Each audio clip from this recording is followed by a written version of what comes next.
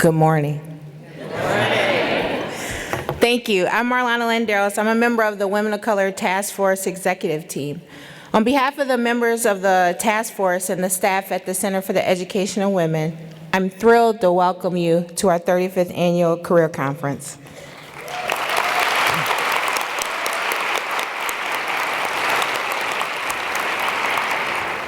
We are thrilled to be able to celebrate this special occasion with y'all. 35 years of supporting staff development at the University of Michigan. The task force is one of the oldest staff development networks in higher education in the nation.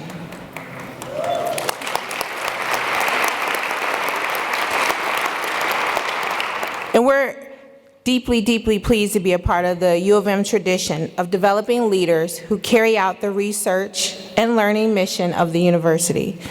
And we seek to propel this great university into the next 100 years. This conference is both a celebration of the persistence and perseverance of the Women of Color Task Force, but also of the commitment to excellence by all of us who serve as staff. For we know that great institutions become great and large due to their dedicated and outstanding individuals who support the administration and the logistical functions of the university. To coin a phrase from my colleagues from plant operations, we do make blue go, because staff are the heart of maize and blue.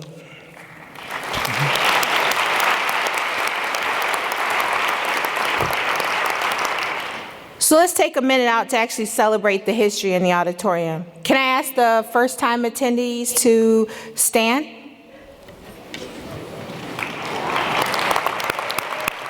Welcome.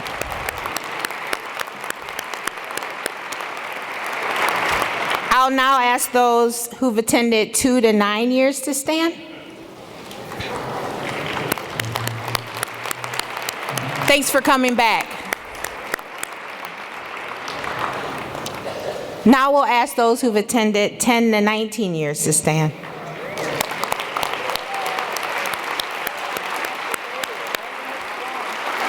Thanks for sticking with us. We'll now ask those who've attended 20 to 29 years to stand.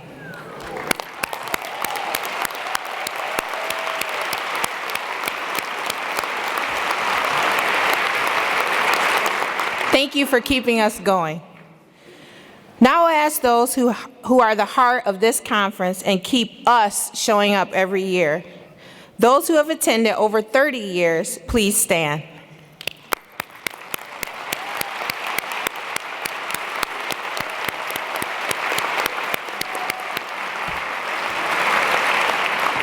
Thank you again, and I hope you enjoyed this conference just as enjoyable as the rest. So now we're all excited to hear from our conference sponsors and our dynamic keynote speakers. You may know an overarching theme throughout the day, that being a commitment to diversity, equity, and inclusion. For more than 35 years, the task force has concentrated its efforts on ensuring the University of Michigan is an inclusive campus for all staff, and many of its professional development trainings are open to everyone. WCTF offers informal mentoring, monthly network meetings, a summer professional development workshop series, and a fall leadership development retreat. New this year is a network for staff who are interested in pursuing advanced degrees and other studies. A quarterly book club to discuss books relevant to a leadership career in higher education, and all of these things you can look forward to, and stay tuned. Sometime in July, you'll hear more. Before we get started, I want to recognize all members of the Women of Color Task Force. Will all current members of the Women of Color Task Force please stand? And please remain standing.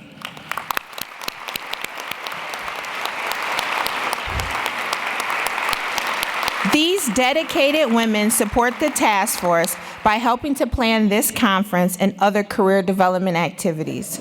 Please give your colleagues a hand for all their wonderful, impactful university service.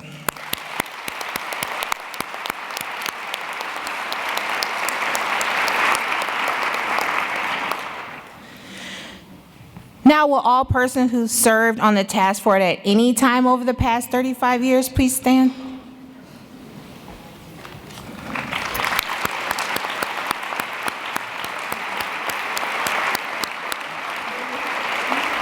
Again, you all have laid the foundation for the work that we continue today. Thank you again for your service. It is my privilege to recognize our 2017 conference sponsors. These are the leaders who encourage and support staff development every day at the U of M. Support for this conference was provided by the Office of the Provost, University Human Resources, LS&A College of Literature, Science, and Arts, and the Michigan Medicine Human Resource Department. Also, thank you to Golden Limousine for providing the shuttle from Palmer Parking Structure to the Michigan League. It's those little things that help, right? Also, a very special thank you to TIAA, our Platinum Plus corporate sponsor for the 5th straight year.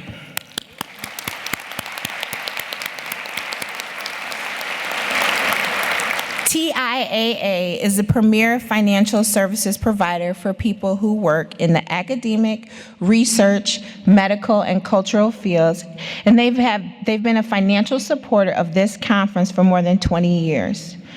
We are thrilled to have representatives from both the Midwest Regional Office and 2 Ann Arbor offices. A special thank you to our major supporters, University of Michigan WOCAP members, LS&A Dean Andrew Martin and his Chief of Staff, Rebecca Brown, Mr. Tony Denton, Interim Chief HR Officer for Michigan Medicine, CEW Executive Director Tiffany Morrow, and Ms. Loretta Thomas, Associate Vice President for Human Resources.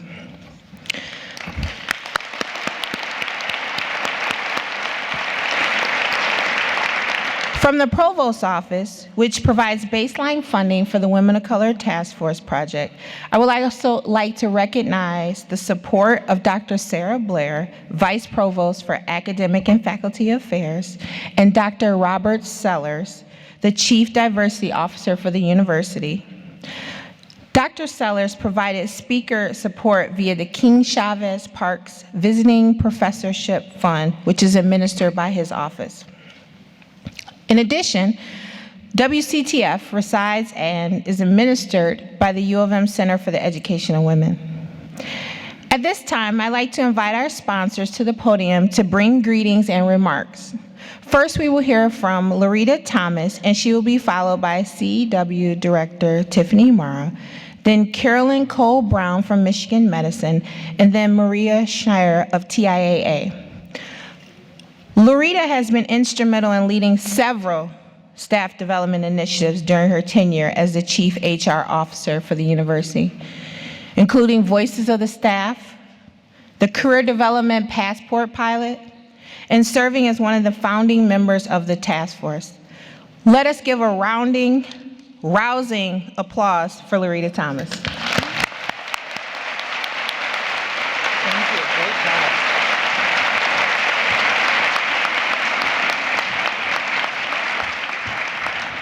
Thank you so very much. This is the day. I got excited earlier this week. I'm going to get to see folks I haven't seen in a year, and the hugs are wonderful and the smiles are terrific. The renewal is encouraging. The curiosity and the intelligence and the sharing and the network. Let's get started. Everybody stand up. Meet someone you have never met before. Meet somebody. We're going to network today, and we're going to leave with ideas.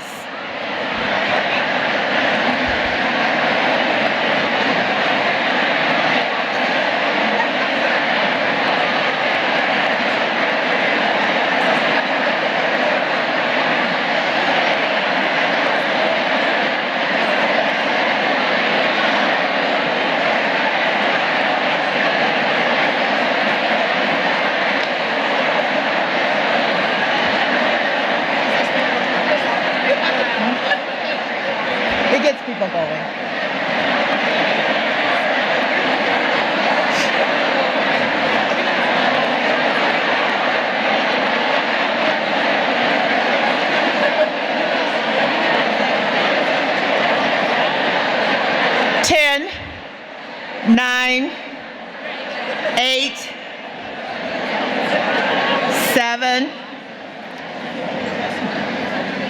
6, 5, 4, 3, 2, 1. You guys are great. Please do continue that all day. This is a day of ideas. With great admiration for Jenny Partee and Beulah Saunders, who had an idea 36 years ago to invest in the development of themselves and everybody around them. That was the kind of leadership they were.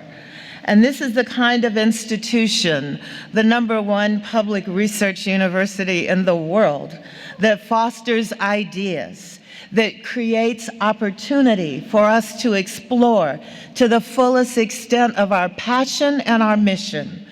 This is a place where we can thrive, and we need to take charge of that. We need to stretch in our comfort zones out of them and experience the beauty and the magnificence of our colleagues that we learn from, our colleagues that we grow with, our colleagues that we experience pain with, our colleagues that we learn from, our colleagues that we build together with. And this 35th anniversary is one of those days. This is a day for you. And what I want to make sure each and every one of you do is take advantage of that. Listen, reflect, learn, renew, validate, encourage, inspire. Make a commitment to do something different today than you've ever done before.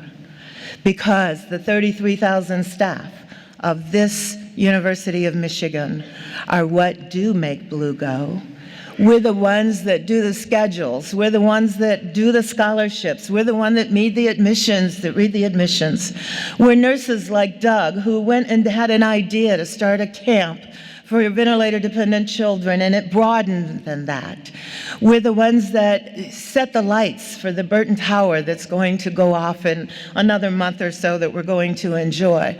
We're the ones that walk the students to their classes and help them figure out how they're going to survive the stress and pressure of this. We're the ones that make sure that the place believes in environmental sustainability. We're the ones that create a place for our faculty, our students, our retirees, our alums to thrive and excel. You are part of that. Claim your place. This is your day. Enjoy.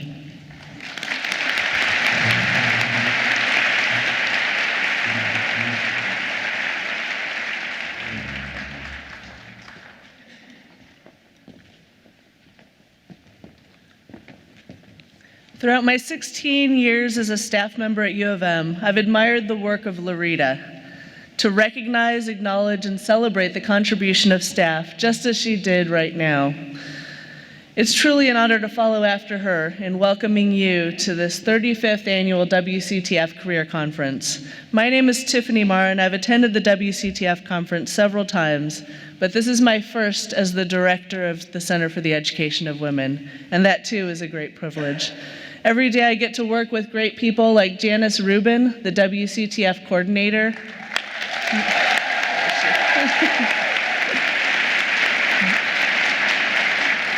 I get to meet amazing people through the WCTF network, and I get to work with the CEW team, a group of very passionate women who care deeply about the success and the ability for everyone to thrive at the University of Michigan. It's only because of these people that we're able to offer events like today, where we celebrate the diverse strengths, backgrounds, and expertise of staff, faculty, and students, and what we bring to campus. If Janice, WCTF members, and CEW colleagues could please stand, I'd like you to be recognized.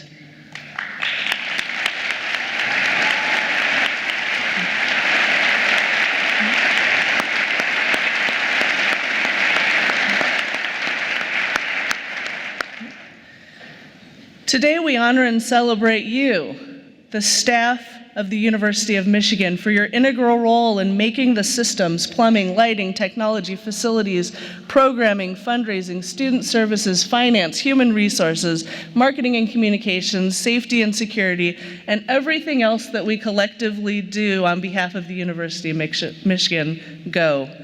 We are the heart of Maize and Blue. Please give yourselves, staff of the U of M, a round of applause.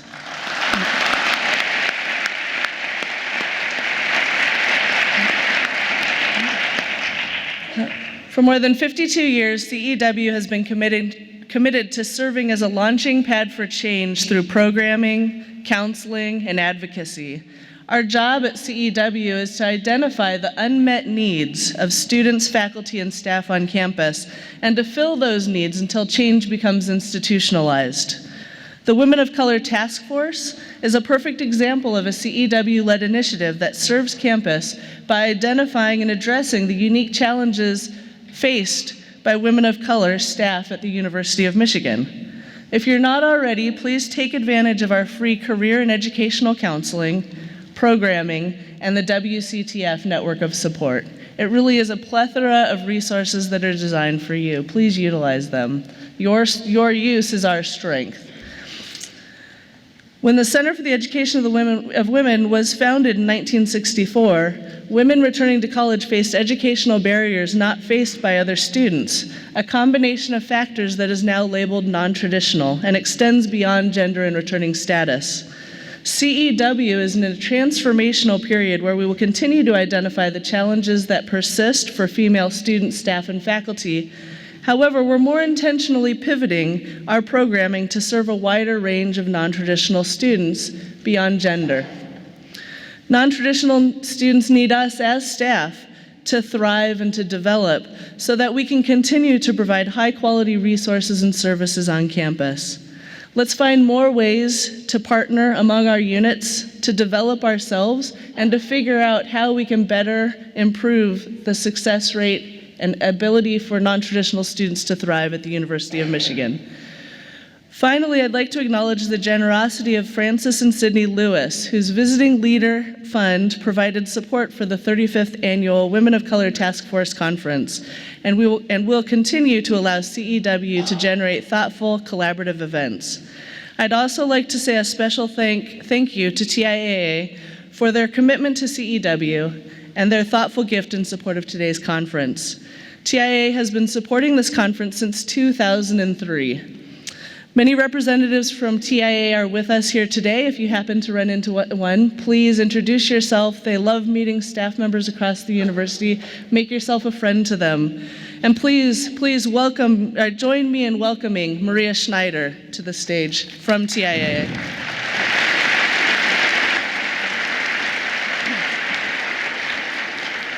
Thank you, Tiffany. And the Academy Award goes to La La Land. No. That's not right.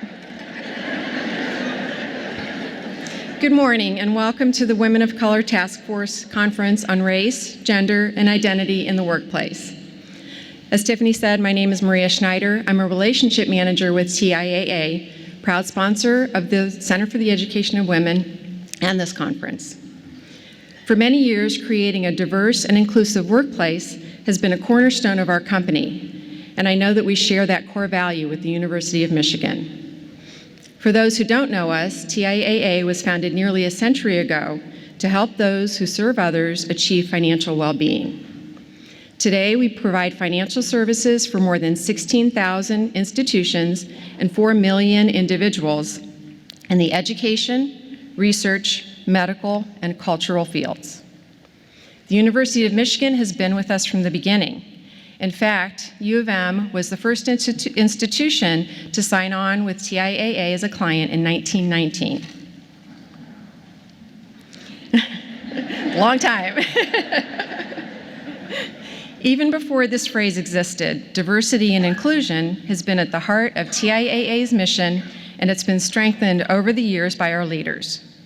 Clifton Wharton, who served as Chancellor of U of M in the 1970s, became our CEO, our chairman, in 1987, and was the first African-American CEO of a Fortune 500 company.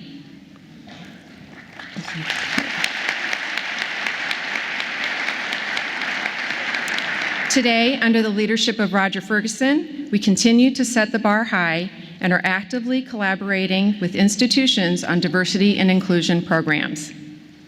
But enough about TIAA, because 2017 is a very special year for WCTF. It marks the 35th anniversary of this conference. It's an event that has become a critical way for the task force to publicly share a mission that dates back over half a century to the watershed years of the civil rights struggle. You are at the forefront of a movement that is slowly but surely taking hold of institutions across the country, and we are deeply honored to support your continued leadership. It is needed more today than ever. The current political climate reminds us that we cannot afford to become complacent about the rights of all people, and that is something I know the task force will never let happen. What is heartening, though, is the progress in promoting inclusion on every dimension, race, gender, and identity, is not dependent on one political regime or another, and is not a passing trend. It is slowly but surely becoming part of the fabric of our institutions and our society, and the progress shows a steady forward movement. And the reason the movement continually gains strength is because, not just because it's the right thing to do, but because it works. Statistics show that different backgrounds and different viewpoints do not weaken and divide people, they strengthen and unite them.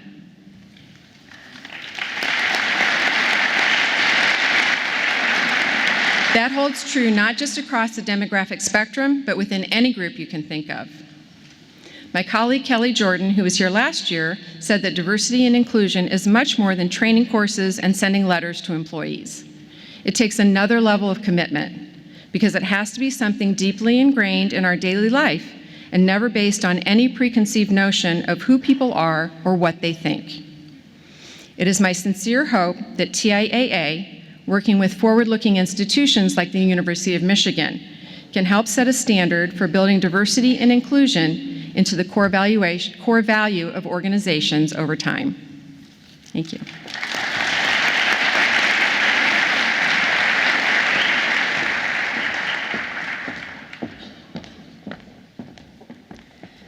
Good morning. It's a pleasure and honor to be here. My name is Carolyn Colbrown, and I'm the Associate Hospital Director for Medical Services at Michigan Medicine. I'm here to greet you from Michigan Medicine on behalf of Tony Denton, Chief Operating Officer. I was asked to share a little bit of background about our name change from the University of Michigan Health System to Michigan Medicine. So thought I would take the liberty, since we're all together here. What a fabulous looking audience, I have to tell you, as I look upon you.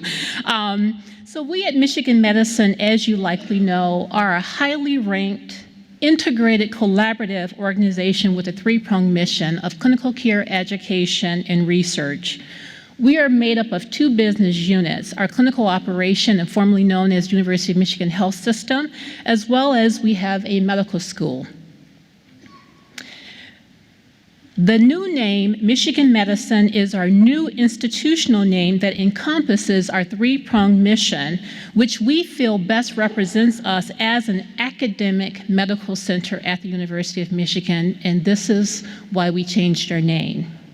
So now let me talk about you and what it means for Michigan Medicine to support this conference. We know that our faculty and our staff are our most important asset, and you are, no doubt, the heart of Maize and Blue. You are that tick of the heart. The University of Michigan and our name resides on the shoulders of our outstanding staff who fill the floors of our hospitals in every school on this campus. At Michigan Medicine, we have a philosophy that leadership at all levels is required in order to sustain our place as a premier healthcare system.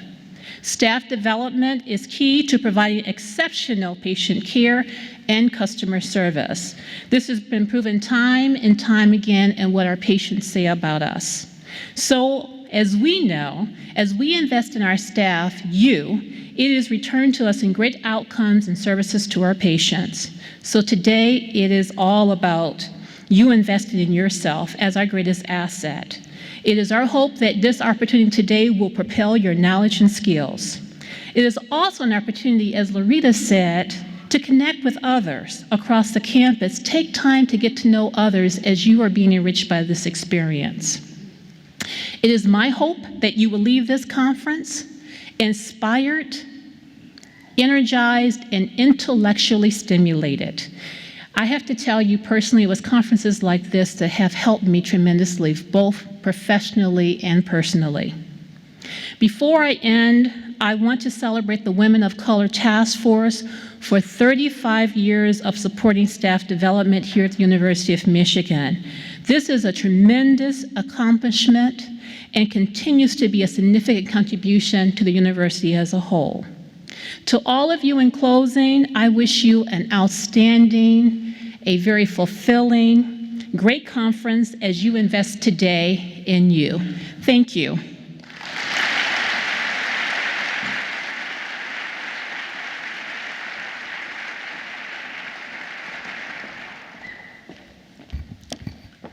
Good morning. My name is Latrice Taylor. I'm a Title IX investigator with the Office for Institutional Equity here at the University of Michigan. I'm also on the executive team with the Women of Color Task Force, and we are happy to welcome such accomplished speakers to our beautiful campus here at the University of Michigan.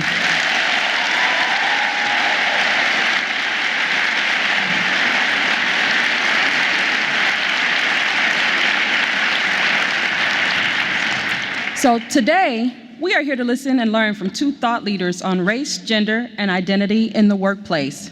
We have front row seats to an engaging discussion between Ms. Jane Elliott and Mr. Roland S. Martin, moderated by one of our very own, Professor Robin Means Coleman.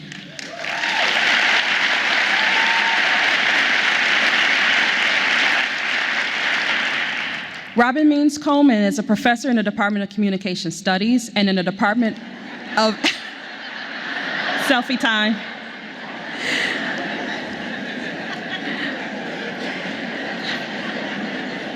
All right.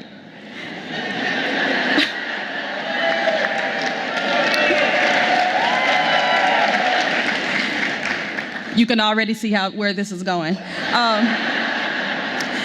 Robin Means Coleman is a professor in the Department of Communication Studies and in the Department of Afro-American and African Studies. She is an associate dean in the Rackham Graduate School and has authored several books and other academic and popular publications. Her current research focuses on the NAACP's participation in media activism. Please join me in welcoming Professor Robin Means Coleman.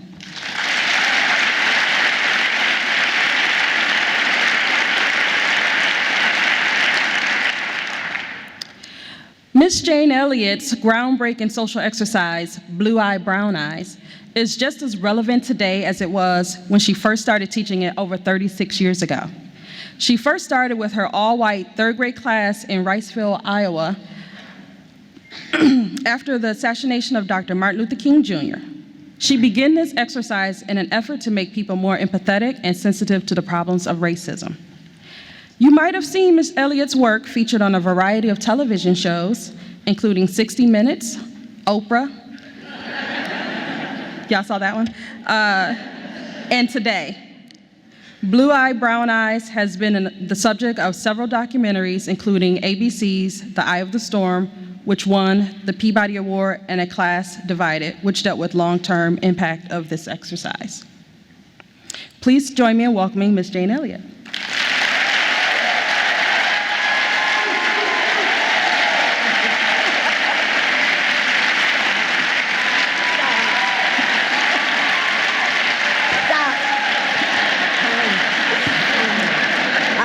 A few minutes. Stop it. Stop it. I'll be brief about Roland, okay? Per his request. Roland S. Martin is the fiery host and managing editor of TV One's News One Now, which is the first daily morning news program to focus on news and analysis of politics, entertainment, sports, and culture from the African American perspective. Please join me in welcoming Roland S. Martin.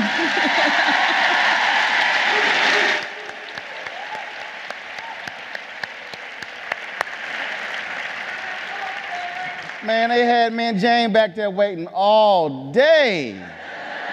I said, Lord. When you're a male, you see, time really is slow. I thought it was just a few minutes, but he says all day. Oh, his minutes are so important. Yeah, right. Jane was back there going, when the hell we going out? Come That's on. right, yeah. Let's get this show on the road. I've been here long enough now. Good morning. Oh, by the way. Told you we were ready. As you can see, I have my work cut out for me. This is either going to be the easiest job or the hardest job this morning. We'll Baby, see you're going to how have an it easy goes. job. Don't worry about it.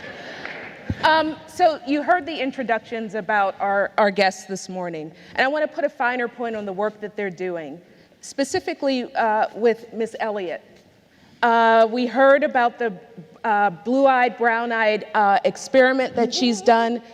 I want to say, Exercise. her workshop, exercise.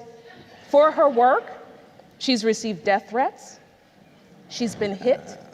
She's been threatened with a knife. She has been shunned by her various communities. And her family. And her family. Damn, you black. I'm black. You black. I might as well be. Welcome to the family. Isn't everybody black? The first modern human being that evolved on this earth was a black woman. And we're all descendants of that black woman.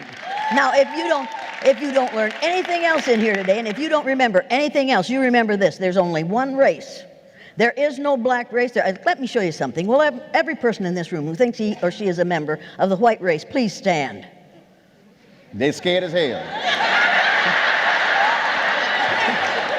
That's it, folks. There's only one race, and we all came from a black female. So there's only one race, and it's the black race. Forget all the rest of this nonsense. This has gone on long enough. We've had enough. I'm sorry. I interrupted you. Sorry about that. Told y'all we were ready to go. Told you it was going to be a bad day. Go ahead. Go ahead with your introduction. Fine. I want to put a finer point on Roland Martin's work as well. And this is serious work. He's written books about faith. He's a civil rights activist. He's a human rights activist. And likewise, he receives death threats, trolls to his email accounts, his website accounts. Folks who do righteous work are a threat to our society. I will make one correction. I do not consider myself to be a civil rights activist. I am a journalist. But as a journalist, I am a journalist in the pursuit of truth and justice. And so when you look at the work, so whether you talk about Frederick Douglass, Ida B. Wells Barnett, when you talk about Robert Abbott, Ethel Payne, all these individuals who work within the black press. And I make that distinction because it's important. Mm-hmm. Because I've worked in mainstream media, I've worked in black press. The reason black press, that's critically important, because that's where you've seen the most truth. Black press has forced mainstream media to do its job when it comes to these issues. And so what often happens is, when we're trying to talk about these issues, what happens is when you go into a mainstream environment, even the phrase mainstream actually means white. Because they'll say, oh, black media, Latino media, mainstream. I went, well, if that's black, that's Latino, that got to be white. And so then the expectation, because seriously, this actually happened in 2007, and to understand what we're going to talk about, why you experience this, because you have to understand the role of media. Anytime across the world there is a coup anywhere in the world, they get control of the guns first, media second. They get control of the media before the banks. Think about that. Control of media before the money.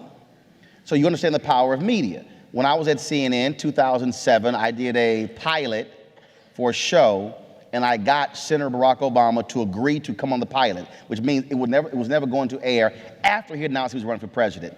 During the conversation, I was talking about healthcare, and I mentioned the word. I said, man, that hurt a brother when I had to file for bankruptcy because of healthcare costs.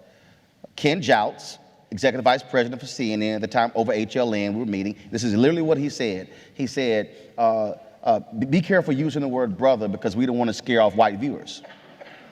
Then he said, I also showed this to my wife. She agreed. I was like, ooh, the white wife agreed. Now think about that. I'm talking to a black United States senator. I'm using the vernacular. Man, that really hurt a brother.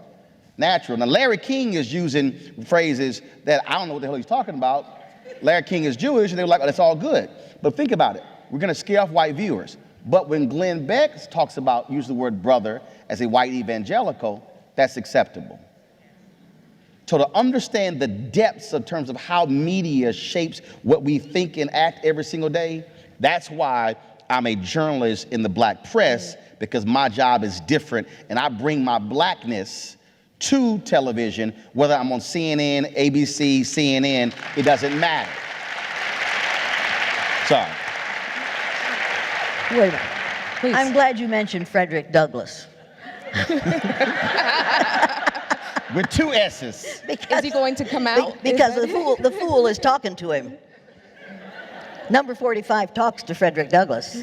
He says Frederick Douglass is doing some great things.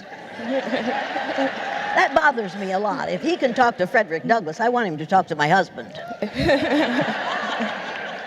I'm sorry, go on. I want to take you back to 2007. Your book had just come out, Listening Within the Spirit, right? Yeah. Okay. You were talking at that time about the number of faith-based marches, protests that were happening. You talked about this on CNN.com. You did some interviews about this. And one of the things that you said was, because this is the Women of Color Task Force, right? So we're going to talk about women for a minute. That's fine. One of the things that you said that was missing from those marches, those protests, was attention to police brutality, attention to AIDS, attention to poor education in our communities.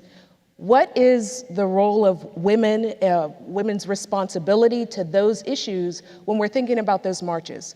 Let's fast forward exactly 10 years later, 2017, we had the Women's March on Washington. Mm-hmm.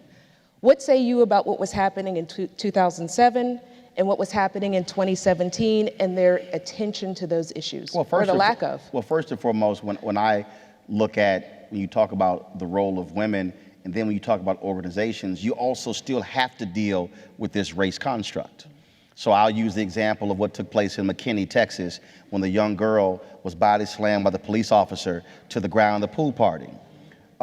White women were silent.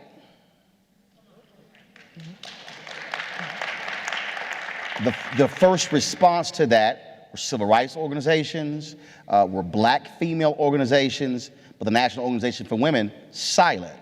I blasted them on my air. 3 hours later, they released a statement. Ever since then, anything happened to a black woman, they released a statement within 10 minutes because they like, look, we know what he's going to say. Now, why is that important? Because the same thing in 2007. Historically, what has happened is issues that have involved black women now has been silent.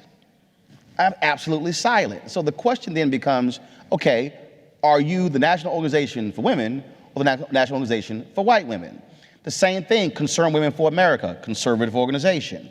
They were protesting. There were a couple of female conservative judges who they were trying to get appointed, and they were pushing Democrats on that. I said, I'm sorry, when Cheryl Watley was appointed by Bill Clinton to the North Texas federal bench, y'all were silent. I said, so don't call yourself Concerned Women for America if you're only concerned about conservative white women. The reason I'm laying that out is because when you talk about these issues, you can't say we want to speak to women's issues, but then you exclude other groups and then how they are impacted. And so that's one of the issues there. Women play a central role. Black women voted at a higher rate than any other group in 2008 and 2012. Higher than white men, black men, Latinos, everybody. So when you talk about those concerns, well, are you putting their specific issues on the table, or is that sort of a side conversation? And that's the struggle that we have in this country. If you're going to say we're advancing the cause of women, it needs to be women, not a certain group of women. Let's get Jane in on this.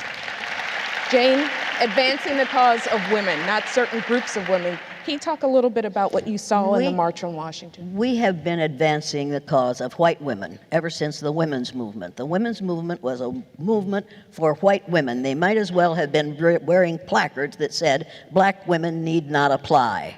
And that was only allowed to happen is because we wanted to stop the civil rights movement. And white men went along with that in order to put a stop to the civil rights movement. As long as we're talking about the rights of white women, then we don't have to talk about the rights of people of other colors. As far as I'm concerned, that's what the women's movement was about.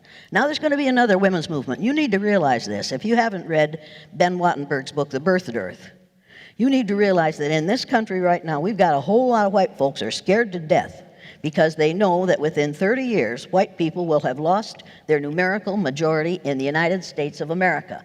And if you haven't read that book in which he says, the biggest problem confronting this country today is there are too few white babies being born in this country. If we don't solve this problem and solve it quickly, white people will lose their numerical majority and this will no longer be a white man's land. Now I know a whole lot of Native American people, of First Nations people, who don't think this is a white man's land. They think it's a...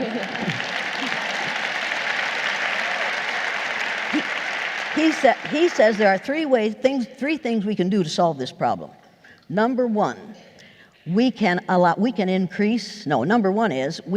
women to have babies as they have been doing in Western European nations for years. Then he says, unfortunately, and these are his words, not mine, unfortunately, we would have to pay women of all colors to have babies, so we don't want to do that. Now, this man was a member of the American Enterprise Institute, an ultra-conservative right-wing think tank, and gave advice to presidents of the United States. He says the second thing we could do is increase the number of legal immigrants allowed into this country every year. Then he says, unfortunately, the majority of people who want to come to this country today are people of color, so we don't want to do that. He says the third thing we could do, and this is really scary, is realize that 60% of the fetuses that are aborted every year in this country are white. If we could keep that 60% alive, that would solve our birth dearth. Now, how many of you think that sounds like blatant, overt racism? People, you need to know that the attempt to get rid of my right or any other woman's right to have an abortion is not about religion, it is not about morality, it is about keeping white people in the numerical majority in this country, and you better realize that's what's happening. Right now, they are trying to pass legislation, and Mr. 45 and his underlings. I refuse to say his name, because if I do, I'll have to call him what I call him, which is Donosaurus T. Rump. Oh dear, is this being televised? Oh shit, okay. That's all right, I'm tired of working anyway. People, they're trying to outlaw abortion. They're trying to tell women once again what they can do with their bodies. If a woman has to be punished for by getting pregnant, whether or not she wants to, has to be punished by bearing that child, then the person who contributed to that unwanted pregnancy has to be held responsible for two. So I think there's a, hey, wait, don't waste my time. There's a perfectly logical remedy for this problem. Any male who contributes to an unwanted pregnancy must submit to involuntary vasectomy so that he cannot contribute to another unwanted pregnancy. Now, people, you need to know that vasectomy takes only a few minutes in the doctor's office. It isn't very painful. My husband's vasectomy didn't hurt me at all. Now, you also need to realize that vasectomy is reversible. Motherhood is not reversible. Once you're a mother, you are a mother for as long as you live. That's the way it is. Even if you give that child up for adoption, you still hear that child crying in the night, and you wonder how he or she is getting along. People, vasectomy is reversible. Young males could have a vasectomy and have a lot of fun without a whole lot of responsibility, and then when they want to produce a child, when they want to contribute to a wanted pregnancy, then they could have that vasectomy reversed. How many of you think that would be a logical conclusion to this problem? Now some of you are going to say, she doesn't like men. Oh, yes, I do. I don't dislike men. Boy, I do. You need to know, I don't dislike men. Some of my best friends are men. How many of you have heard something like that before? Uh-huh. I'm sorry, go ahead. Roland? When we talk about these differences, it's very interesting for me how we are in complete denial of how we even got here. And when I often speak around the country, I tell people to understand this country in all different pieces. You use the example of a house being built. How many of you have ever had a house built from ground up? Okay, which is different from buying an existing house. So when you talk about a house being built from ground up, I've had the fortune of seeing literally in Texas, where I'm born and raised, literally cities constructed. So I saw an area, nothing there, then all of a sudden they come in, they drop power lines, sewer lines, all of those things. So all these things happen before even a foundation is laid. So let's say all those things happen, all of a sudden now you do a foundation. If you want to show a badly constructed house, you typically don't know that until after the house is being built. Because then you see the cracks in the crown molding, the cracks in the walls, because the foundation is bad. So to understand where we are today in America when it comes to sexism, when it comes to racism, when it comes to even within women, this notion of, well, I don't like you and I like you, in terms of this balance existing between black women and white women. The exact same thing happens in the LGBT community. I've done stories on the segments on this in my show where African Americans have talked about the rampant racism that exists in the LGBT movement. In the so-called equality movement, there's tons of inequality. Tons. Now, I'm not gay, but I've had brothers and sisters who are same gender loving on my show talk about the battles that they have had with other folks who are white and gay because their whiteness was more important than their gayness. So you have to understand how a house is constructed. So the cracks that we see, the reason we have the cracks in this foundation called America is because of how the problems are on our foundation. So you go back to literally how we started and see, when we talk about these laws today in our country, we never say, wait a minute, when did that law get enacted and what was the root cause behind it? We were talking last night, and I was talking about Governor Terry McAuliffe when he provided the voting rights for 13,000 formerly incarcerated people. That law in Virginia was put in place when a state legislator said in 1902, we are doing this to keep the darkies from voting.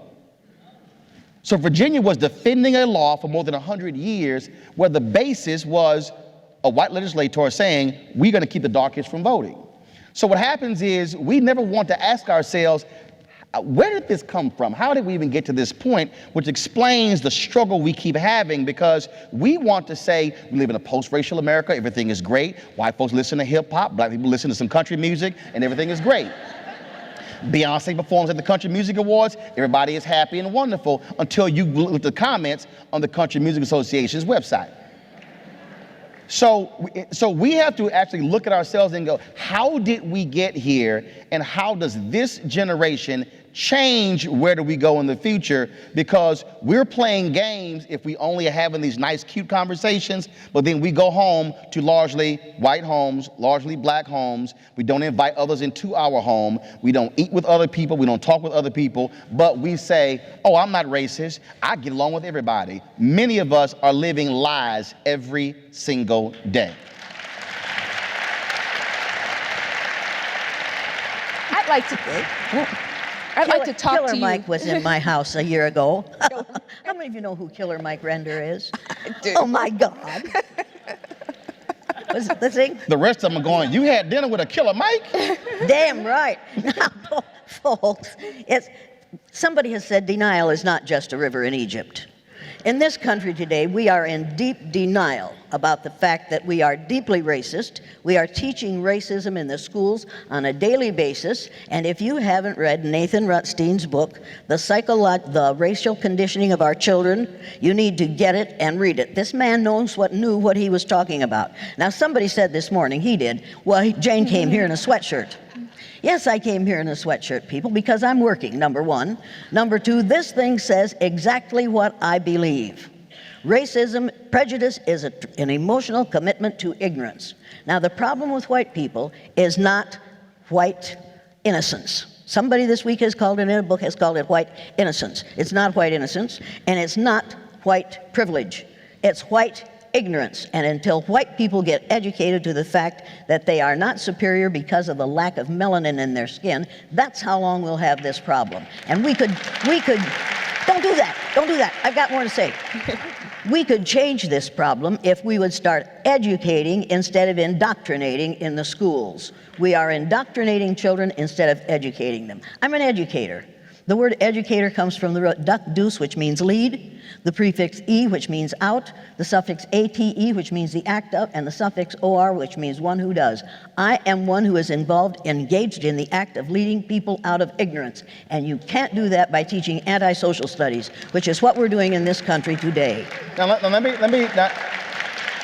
here's why that phrase white ignorance is so important. Because the problem with white privilege, and because, and I said I was a journalist when I interviewed Maya Angelou, she says, no, you're an educator. And I went, oh, okay. Really? Okay, she said, we no. Are all she educators. said, no, you are. I watch you. You educate every day. I was like, okay, cool, Maya. And Maya Angelou said it, I'm an educator. So I live in words. Words mean something to me. So the part of the problem with white privilege is that we have been conditioned to think that privilege means you probably live in a gated community, you probably drive an Aston Martin or Rolls Royce, and then you play croquet or polo. That's what we think in terms of privilege. But what happens though is, I try to explain to people that you might be broke as hell, can't read, white in West Virginia, but the reason you have, would you say white privilege, is that you get to go to a department store and not be followed around. You might be the brokest person in the world, and I might be in the top 1%, but you get to actually do some things that I cannot do, and we're so-called free in this country. To also put it in its proper context, 20-odd Africans arrived in 1619 in Virginia. You go through this period of slavery. Go to 1863, Emancipation Proclamation, 12 years of Reconstruction, Great Compromise of 1877, takes us all the way through the Civil Rights Movement, World War I, World War II, then you go through the 13 years of the Black Freedom Movement. If you use 1970 as the marker when African Americans were technically fully free Americans, when I say fully free, meaning we could work anywhere, live anywhere, eat anywhere, but that's technically because we still had lawsuits since that point. But let's just say 1970. That means in 398 years of America, black folks have only been technically fully free Americans 47 years. Follow me here. I'm 48. I was going to say, and how old are you? I'll be 49 in November, which means I was born into an America where I was not born fully free. My wife and I don't have any biological children. My brother and my sisters do. That means that my nieces and nephews, the first generation of African Americans born technically fully free.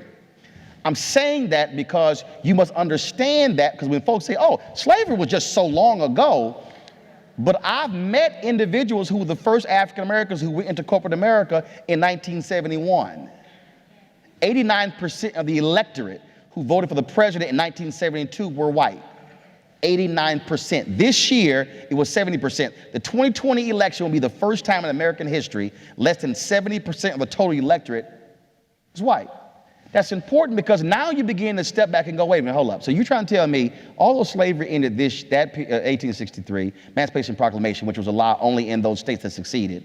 And then, of course, it's also a lie because the 13th Amendment was passed and the word slavery still sits in the 13th Amendment if you go to the prison system. So now all of a sudden you begin to understand how all these pieces begin to fit. And then you say, oh, So now if I see the Brandeis study, the average white family has $110,000 in wealth, the average black family has $5,000 in wealth, and the average Americans are able to get their wealth from home ownership, then you understand from the Federal Housing Authority, when they use the federal system to prevent black folks from owning homes and redlining, and then if you were white, you were able to get a home. White soldiers had the GI Bill after World War II, black soldiers couldn't, and then if you did have the GI Bill, you still couldn't go work in some other places. So you literally see the construction. So people go today, why is it these black folks cannot save money? It's because it was rooted in our system where we could not. And then we just saw the home foreclosure crisis, where if you were black, you qualify for a prime loan, but you got a subprime loan.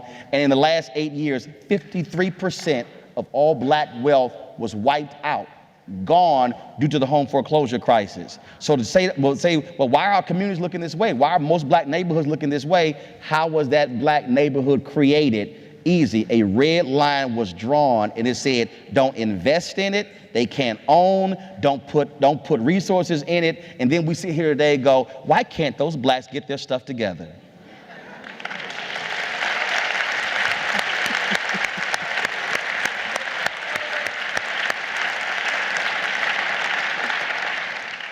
You have on your website these kinds of statements where you prompt us. Let me see if I can find some. Wait a minute. Okay. All right. I didn't realize how young you are. And I'm not going to hold it against you, because you know a lot. However, Martin Luther King Jr. was killed. Next year it'll be 50 years since his death. And can we correct the record? Because I think we said 35 years. It has been 50 years It will since be you've been 50 doing this work. years next year since Martin 24 Luther King. hours after King's assassination, you started this work in your third grade You were just a classroom. gleam in your father's eye at that time, okay? No. When he was killed, Mama was 2 months pregnant. I was a Valentine's Day baby. Oh, I see, okay. I was born November 14th. And a hearty welcome. 9 months earlier was February 14th. Okay, all right, okay. What's your question? I know what happened on Valentine's night in 1968. Go. I'm trying. I tried to tell you. She's like, I got this. I'm like, yeah, okay, I heard that before. Yeah, but you were in a different context when you heard that. Go ahead. No. Ask your question. What I want to do is, he talked about the structures of racism. You have been doing this work for 50 years. But he's been living this for 50 years. He has been living this There's for a 50 big years. difference. Yes. I can talk about it because I don't have to live it. You have to live it. You need to understand that my heroes, and don't ever call me a heroine because that's not what I am. My heroes are black women. Black women keep on keeping on regardless of all the obstacles we put in their paths. And I don't just say this to you because you're a largely black audience. I say this to every audience that I talk to. You have to realize that you were here first and you will be here last. Because us white folks are going to go out in the sun and it's going to get worse and worse because of and we're going to die of melanoma. So you will be here long after we're gone. You are going to be the majority in this country very, very shortly. So get ready for it, because you're going to you think you've been abused before. Wait until you get the power, that you have the power to do what you choose to do. And that's the problem. White folks are scared to death that if people of color get power, they're going to want to do to us what we have done to them.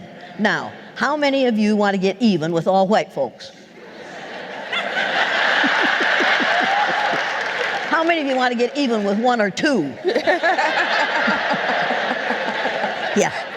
All we white folks have to do is work very, very hard to be sure that we aren't the one you want to get even with. What we do in the present constructs the future. That's right. Blacks are not responsible for the past. Whites are not responsible for the past. We are all responsible for what we do in the present to construct the future for our children and our grandchildren. And stop that. We don't have time for that. You need to know that as far as I'm concerned, we're all related. We're 30th to 50th cousins, every person in this room. You are all related to me. Now, you might not like being related to me, but you are. You are my relatives, and I will not tolerate having my relatives abused because of somebody else's ignorance about skin color. And that's what we're talking about in this country. Right. And let me and see, again, when these studies and things are released, we recite them on television, and again, many of my white colleagues don't even remotely think beyond just what it is. So I'll give you a perfect example. 2009, John Avalon and I were at CNN waiting to go on the air, and I said, John, we are right now in the beginning stages of what I call white minority resistance. I said, although the numbers don't show it, that's where we are. I said, the election of President Obama is about to reveal America's true feelings. Now, here's what the deal. People are saying, oh, but there were a lot of white folks who voted for Obama. Yes, but go behind the numbers. And so Pew does an annual survey, and the question is asked, are you optimistic about the future of America for your children? In 2009, African Americans had the highest optimism. Latinos were second. Every group, blacks, Hispanics, Asians, Native Americans, every group, more than the majority said yes. Only one group was less than the majority. In September, another study comes out. Are you optimistic about the future of America economically for the next 10 years? African Americans, lowest wealth, had the highest optimism at 58%. Latinos, second lowest wealth, second highest optimism.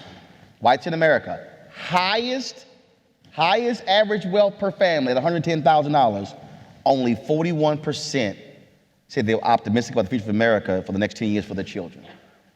I then went, why? It is because we've changed so much that white ignorance or white privilege now means your boy can't tell his boss to hire my son or my daughter. Now, white kids in America have to compete. That this is real. Why did last name Fisher, I forgot her name because I wasn't trying to memorize it. Why did she sue the University of Texas? Did she come here? Yeah, she came here.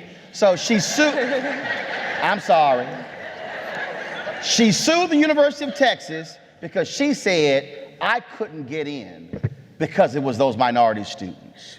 That's why I couldn't get in. My grades were so superior, and I know their grades were lower. Well, then what happened? Went through the court system, go before the Supreme Court. Then the evidence comes out that there were white students who had lower grades than her, but they got in. And then it was kind of like, damn, we can't blame on black people and Latino people. And it never occurred to her that you have to do more to get into school than just study. But in her whiteness, she said, oh, it's got to be them. It was a competition thing. So what's happening is you have white mothers and fathers who are now afraid to death because they have not raised their white children to know how to compete. They now are going up against post-civil rights movement babies who are now second generation post-civil rights movement babies who coming out of the womb were raised, you're going to be twice as good, you're going to do whatever you need to do. Black women are going to college at a higher rate than anybody else. America kept throwing, to James' point, America kept throwing obstacles in black folks' way. They were like, okay, cool. All right, gold now is 14 feet. Okay, I'm gonna go. Black folks said, I'm gonna go practice, I'm gonna go work out, I'm gonna come back, and I'm gonna dunk this goddamn ball at 14 feet. And then they went and trained, came back, dunking at 14 feet. Then it's like, oh, the new height is now 16 feet. Black folks like, all right, I'm gonna go train, I'm gonna dunk this goddamn ball at 16 feet. That has been the black experience. And so the reason that number is 41%, because it is white fear of the future. It's the ability to be able to get guaranteed jobs, get guaranteed loans. And that's why the election was what it was here in Michigan and Wisconsin and Pennsylvania, because there is this fear. When you hear, I want the America, I read this story the other day, a guy in Erie, Pennsylvania, I want the America like it was for me when I got out of school and got a manufacturing job so my kids can get a job. Bruh, that world is gone. He wants 1972 America when we were only just 2 years removed from the civil rights movement.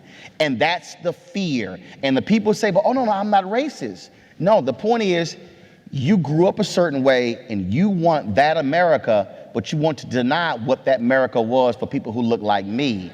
And that's, so this is not a 4-year struggle, what's gonna happen in the 2020 election. No, what Jane said earlier, we are in a 30-year war, folks. 2044 will be the year when America changes when it comes to no one group. This is not going away. You're going to see this battle all across America because of fear. Fear of a changing nation. But it doesn't have to be a battle. Precisely. If we would start educating people, and those of you who believe this crap of white superiority, you need to educate yourselves. For the love of heaven, get the book, The Myth of Race, by Robert Wald Sussman. If you haven't read that book, you don't understand that there really is only one race. We don't have to have this battle if we would simply realize that you and I are all members of the same race. There's only one. You're valuable human beings because you were born on the face of the earth. Skin color does not indicate intelligence or lack of it. You need to realize that. It doesn't indicate ability or disability. It is not, should not be a problem unless you're going to look at people who are less colorful and say to yourselves, well, you haven't been here long enough to know from a good grade of clay, because most white folks don't. We don't know because we have been, instead of being educated, we have been indoctrinated. And you're going to say, well, wait, white people are the only racist people. You know as well as I do that people of color are racist too, because you all took the same social studies. You all learned the same nonsense. You all know that if you're too dark, that's too bad, and if you're too light, that's too bad. There's no way you can win in a situation where we are judging people on the amount of melanin in their skin. It is ridiculous. It makes no sense. It needs to be stopped. You know it, and I know it, and even this man who's a whole lot younger than I am knows it. He can't help his age, folks. He'll get old if he's lucky. And if you're lucky, I won't get much older. But we could fix this if we chose to. If we chose to say, no more. We will not tolerate this anymore. No more. And the reason we have this number 45, who's really about 43 and a half, the only reason we have that man is because it's a reaction to 8 years of a black man in the White House. Now, I remember, if you'd stop doing that, I'd get more said here, okay? I remember when Ronald Reagan said, the reason we have such high unemployment in this country is because of all the women in the workforce. You don't remember that. I do. You aren't old enough to remember that. I am. I also remember when Richard Nixon said to a group of white reporters, I'm trying to save the White House for you white people. Now, people, this is nothing new. This is something that has been here. We have been teaching it for a whole lot of years. You need to realize that 500 years ago, all of a sudden, after the Spanish Inquisition, somebody listened to Linnaeus, who categorized plants according to their likenesses and differences, and said, if that'll work with plants, it'll work with people. It doesn't work with people, and it's time to put a stop to it. We could stop it if we chose to. This is nonsense. This is the mark of an uncivilized society. You need to become a civil society people. And it's vital that, again, when you understand, again, history. It's unbelievable to me when I hear these debates about affirmative action. First of all, the greatest affirmative action program in American history was Social Security and the GI Bill. And that did not benefit black people. The second was the affirmative action program put in by Arthur Fletcher under President Richard Nixon, and the greatest beneficiary has been white women. MWBE, Minority Women Business Enterprise. You look at most of these contracts, I don't care, pull it out any state, more than likely women are getting a larger share than any other minority group. The black women are under the black category, Hispanic under the Hispanic category, Asian under the Asian category, so W really means white women, it should be WW. So it's amazing to me when I see people, I mean, I did this when I was at Texas A&M in one of my speech communications classes, and I talked about affirmative action. I said, how many of you have mothers with businesses? And hands went up. I said, how many of you, not only black kid in the class, I said, how many of you with mothers and they're getting government contracts? Hands went up. I said, congratulations, affirmative action is paying for your college. And they looked at me like I was crazy. Like, what the hell are you talking about? And so I had to explain to them the reality of affirmative action. But here's the other reality. And liberal white women do this as well, and it's just, again, not having a clue. So how many of you have heard Title IX? How many of y'all think that Title IX was about sports? Title IX was not about sports. Title IX was about opening professional schools to women. You saw the explosion of female doctors and dentists and lawyers and engineers and architects and all these professors after Title IX was passed. Can somebody tell me where Title IX is from? Title IX is a section of the 1964 Civil Rights Act. So women, largely white women, you have been benefiting from the opening of professional schools because black folks were marching to get the 64 Civil Rights Act. If you are disabled, and you love who is disabled, and the American with Disabilities Act. Where did that act come from? The 1964 Civil Rights Act. Who's gay and is happy, or who's happy about same-sex marriage? It's called the 14th Amendment and the Equal Protection Clause. That was a Reconstruction Amendment. So I've just outlined multiple ways many Americans have benefited from the work of black people. So you have people walking around opposing Civil Rights Act, not even realizing that they are benefit. If you don't speak a language, if you don't speak English and you're voting and your ballot is in Vietnamese or some other language, you should thank black people because that's the result of the 1965 Voting Rights Act. The point I'm making is, in the history of America, and you can go back and check it during the Reconstruction period, poor whites benefited even more than poor black people during the 12 years of Reconstruction because the laws that were being passed to so-called help free slaves helped poor illiterate whites as well, and they were voting against their own economic interests when Jim Crow came in because they lost out as well. White poverty dropped with the war on poverty after 1968 because of the efforts of African Americans fighting for that. If white folks in America will realize that if you broke and black folks are broke, you broke.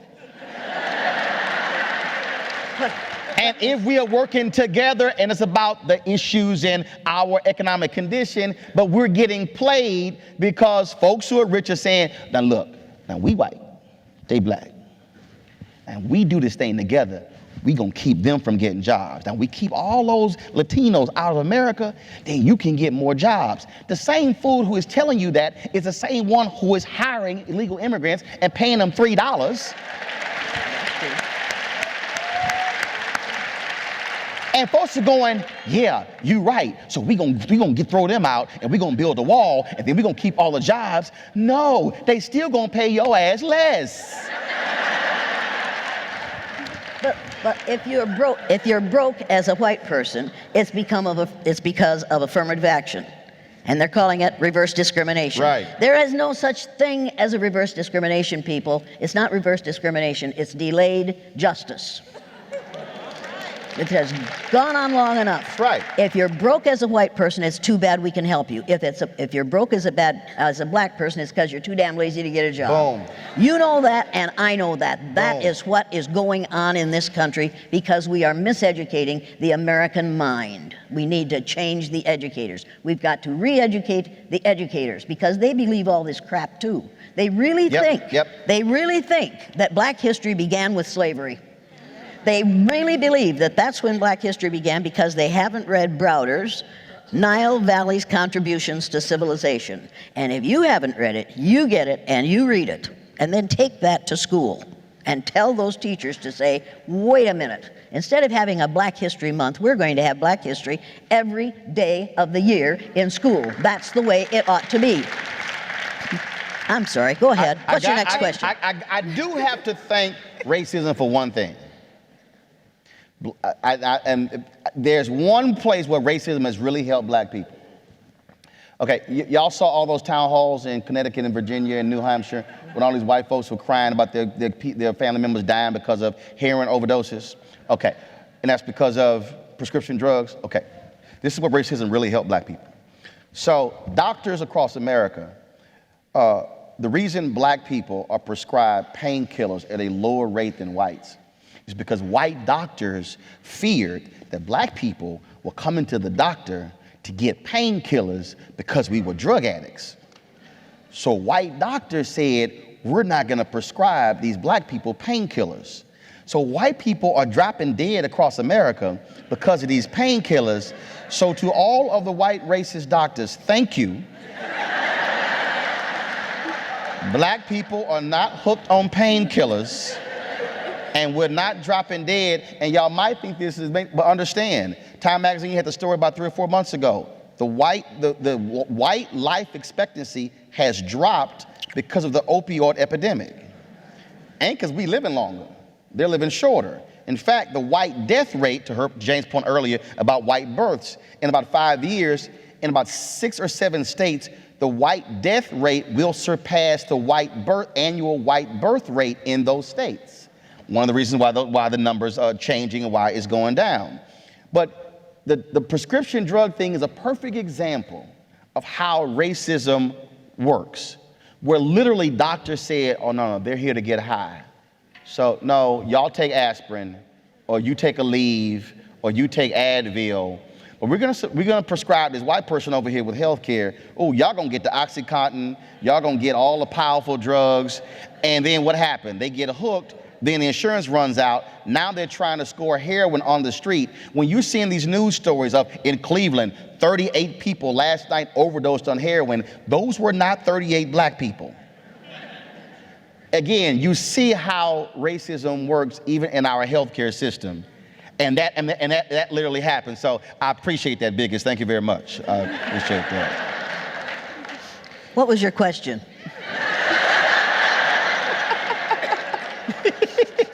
Go ahead, ask one. We can do this. Let's do something different. I want to talk about what's in the headlines. All right. Kellyanne Conway. Oh, no. I'm not going to talk about Kellyanne Conway. Skeletons with that hair. Don't do it for me. No, I'm not talking about Kellyanne.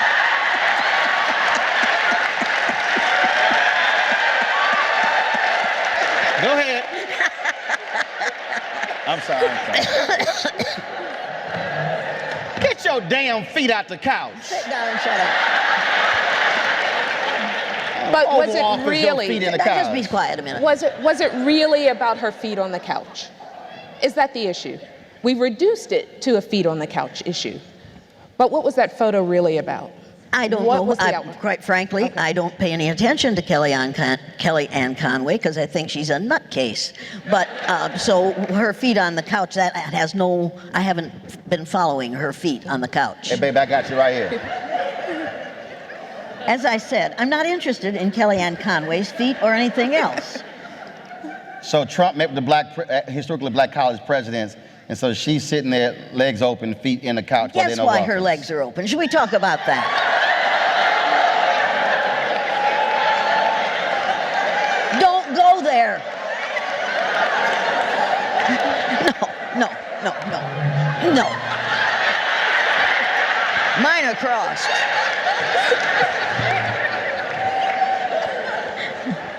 Mr. Martin. Rachel, we're going to throw out some names. Go ahead, Kellyanne. Rachel Dolezal.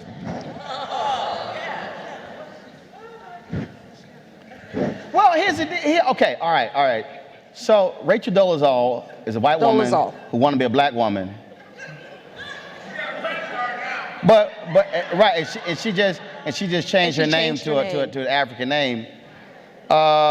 She's trying to be a Kardashian. That doesn't take any skill. Didn't Kylie Jenner all of a sudden get some full lips, and now she's selling a whole full lip line. Didn't Kim Kardashian, first of all, none of their butts are real.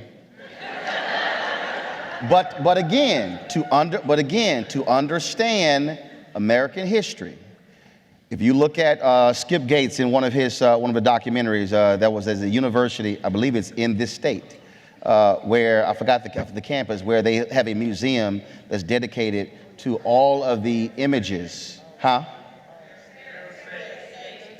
It's right north. Got it. So they have a museum, all of these images that shows how media has been used to portray African Americans. So black women have had larger hips, larger butts, fuller lips, hair. America has said for centuries, oh, that's offensive, that's horrible. Now all of a sudden, a non-black woman discovers a butt, and now everybody wants a big ass. It was no different in the 70s when Bo Derek got braids. Oh, Lord. You had white women all across the country getting them some braids with some beads.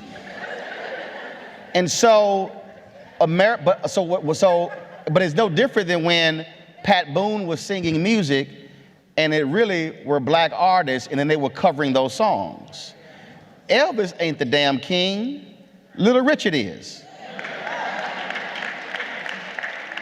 Chris Rock said this, but it's sort of the same thing. Chris Rock said this when he said, Jon Stewart can perform in front of 4,000 people. Kevin Hart can perform in front of 40,000 people, but Kevin Hart has to cross over. So what you have here is you have, again, these standards. You have these standards. The reason this photo has gotten the level of attention it has gotten, it is because of white female in an office, legs open, and all these black men standing around the Oval Office. That's why it's gotten this much attention. So to be clear, it is not about the feet on the couch. That isn't. What is deeply embedded in America is that's sort of where this sort of reaction is coming from. And it is still understanding our history. It's just understanding the history of this country. And so, I mean, frankly, for me, it's been much ado about nothing with the photo. I have not discussed it on my show. I got more important stuff to talk about. But it's just understanding there are racial triggers in America. We see a photo, we see something, and all of a sudden, it clicks. It's no different than when, if you are African American, so for instance, Serena and Venus, two of the most dominant athletes, not women, not women, athletes, which includes men. All of a sudden, they have been branded their entire careers. They're arrogant. They are, every term being used. Same thing. Tiger Woods, exact same thing. Now, Tiger don't know he's fully black, but sort of the same thing. And what we have to understand, these standards, how they are different. So I'll do it this way. So if you are, it happened to me when I was at the Fort Worth Star-Telegram. I was 25. Another reporter, Ken Delanian, was 25. I covered City Hall. He covered county government. I'm black. He's white. Ken was assertive. Ken was aggressive. Ken was a go-getter. We were the exact same age. Ken made more mistakes than I did. Had to have more corrections in the paper. I was arrogant. You were an uppity. I was uppity. I was, why do you have to be so forceful? And I'm going, I'm sorry, can I get the titles he got? Now, but I need y'all to understand how this thing plays out, okay? So let's just say I'm here. You call me those things, which then means you're limiting my ability to get promotions, which then means you're limiting my ability to have more income, which then means you're limiting my ability to create wealth, which then means you're limiting my ability to be able to invest. You're limiting my ability to take those investments to then create trust. Then you're limiting my ability to create a trust and then provide for my 9 nieces and 4 nephews. Which means that your singular decision to call me arrogant today has a direct impact on my family 2 to 3 generations from now.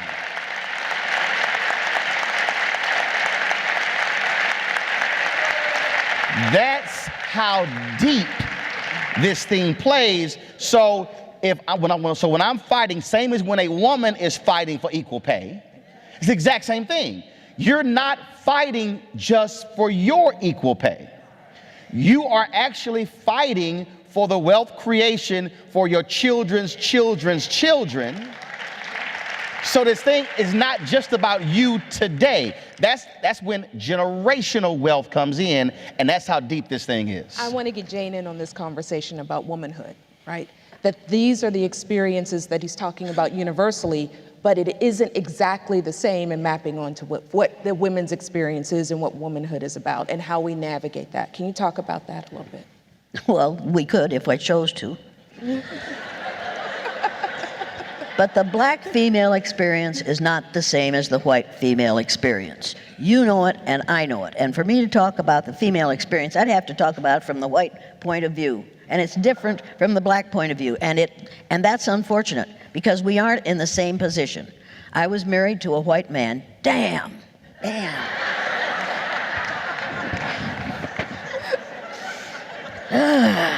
Took me a long time to get him, but I got him. And he looked like Marlon Brando when I married him. By the time he died 59 years later, he looked like Telly Savalas. 59 years of living with me will do that to you.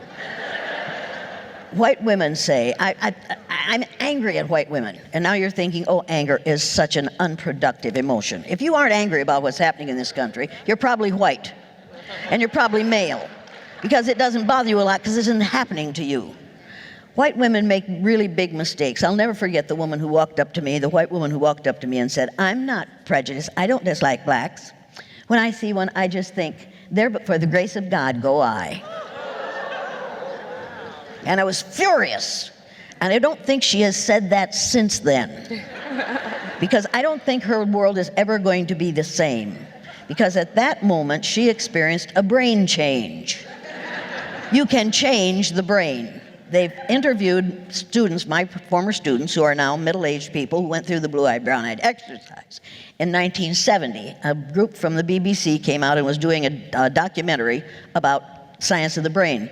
They interviewed 2 of those middle-aged men and asked them how it felt before, how they thought during, how they thought after the exercise. And at the end of that interview, they said, we have proven here that you can change the brain.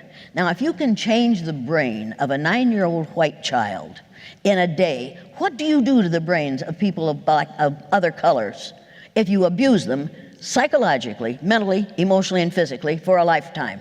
What do you do with 9-year-old black children? Do you change their brains in a negative way? Yes, you do. And we're doing it on a daily basis. We know exactly how to do it. A psychologist said to me last week, and she used one of those 4 or 5 syllable terms, and she said, we've known that for years. I said, then by God, why aren't you telling it to elementary teachers? That's right. Because they need to know this. They need to know that the way they treat children will change those brains in either a positive or a negative way. We have changed the brains of women from birth. We subject them to, you're less than, you can't do it. And I'm real sick of hearing people say, to make America great again. Because that word again means, go back to the 50s. There you go. Which was real good for white men, but wasn't worth a damn for people of color and women. You need to know that, and that's what this fool wants us to do. And when you hear his mentor say, we're going to deconstruct the government. Deconstruct the government? Take away the things that are valuable for all of us?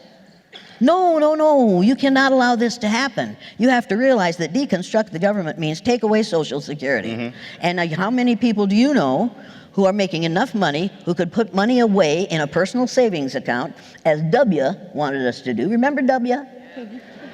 W. I did this at a college one day, and the kid said, hey, you can't do that anymore, Miss Ellie. I said, why do you not? What do you mean? They said, that means read between the lines.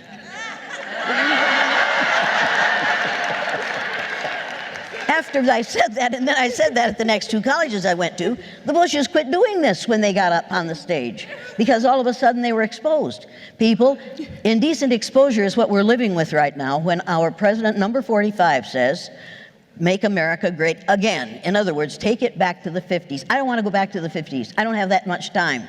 I can't afford to spend the next 40 years trying to fix this situation. Right. We need to fix it now. But first you have to recognize what it is. You have to recognize that racism is ignorance. It is pure, unadulterated ignorance. And I don't care whether you're a red racist or a white one or a black one or a yellow one or a brown one. If you're a racist, you're not thinking. And you're being ignorant. Get over it. But, and you got to remember, so Jane just said, change the brain. Go back to media.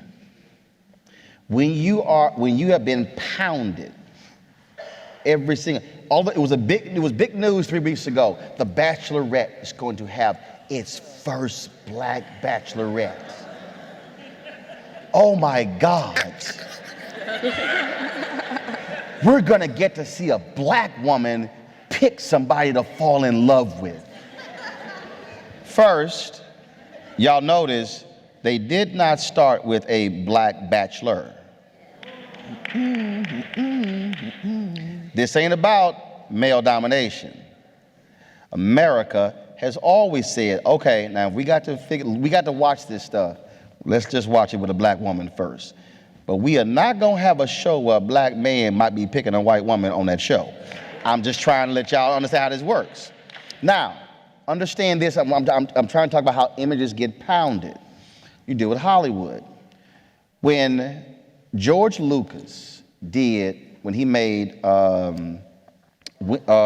Red Tails. Now, this is George Lucas. This is Mr. Star Wars. This is a man who sold his company for $4 billion to Disney. George Lucas goes to the 7 Hollywood studios, top 7, the big 7. I'm George Lucas. I'm the man. I'm Mr. Star Wars. I want to take Red Tails. They went, ain't no white heroes. He said, I'm sorry. There are heroes in my movie. They said, we know. He said, but all the white people are bad. He said, because it's a true story and the white people were bad. And they said, no, there are no white heroes in this movie. All 7 passed. There was another movie that was called The Specialist. So actor Brian White was on my show. He told me this here. So this movie, every studio in Hollywood loved this movie. It was all these hijinks in a hospital with these doctors. And they loved it. Every studio read the script. Oh, we want to make this movie. Until they met with the scriptwriter. And then they realized that this was based upon a true story of a group of black doctors in a hospital. Every studio lost interest. Because what Hollywood has said is, Hollywood, if you want to read a book called An Empire of Their Own, How the Jews Invented Hollywood. It was a phenomenal book, won numerous awards. And the reason that book is important, I go back to building a house. I like to read how industries were created from the beginning to understand why they're the way they are today. And so the book is called An Empire of Their Own, How the Jews Invented Hollywood, which is really a phenomenal book because it details that the American dream was actually created by Hollywood. And so what we call the American dream was never the American dream. It was what largely Eastern European immigrants created because that was their image of America, which actually became the image of America. It's a trip. So Hollywood television is determining what you think and what you see and how you feel. So when Hollywood says we can't have a movie of all black heroes, what does that tell you? When Hollywood says, oh, no, we can't have a black lead of a movie, we got to have a white co-star in the movie as well. These things are happening in so-called liberal Hollywood. Do understand that. Do understand when the movie 21 was made about this group of MIT students who went to Vegas and beat the system. Those were largely Asian students. But in the movie, there were only 2 Asian students. The lead characters was a white male and a white female, and there were no black folks who were on that team. You have to understand why media does this. Media is still appealing to white nationalism. It's appealing to so when you hear mainstream is appealing to that white family. You always hear it, in Peoria. Okay, where is Peoria? Illinois. So they love saying the flyover states. Whenever you hear media say we are appealing to Peoria, we are appealing to middle America, what they are saying is we are appealing to the middle of the section that is largely white to the tune of 80 to 90%, and that's who we are targeting with our movies and our television shows. That's what's happening. And the same thing, that's impacting people of color economically, because if you don't get the marketing and your movie only makes $40 million when you could have made $400 million, then you don't have the ability to be able to create wealth. This thing comes back to money, folks, and I got to give you this. If you've gone to Washington, D.C., there's only one federal agency that shares a lawn with the White House. One, Treasury. You can walk 100 steps outside the side of the Treasury building and you're in the East Wing. Power, White House, money, Treasury. Money, power. Everything in America comes down to money. And so when you read the book, The Other Half Never Told, the reason we even have capitalism in America is because of free labor. The 13 colonies were afraid the British were going to abolish slavery. That was the only economy we had. If you read Gerald Horne's book on the slave rebellion in 1776, one of the reasons we had the American Revolution, because that was a fear. You have to deal with racism in America and money because they go together.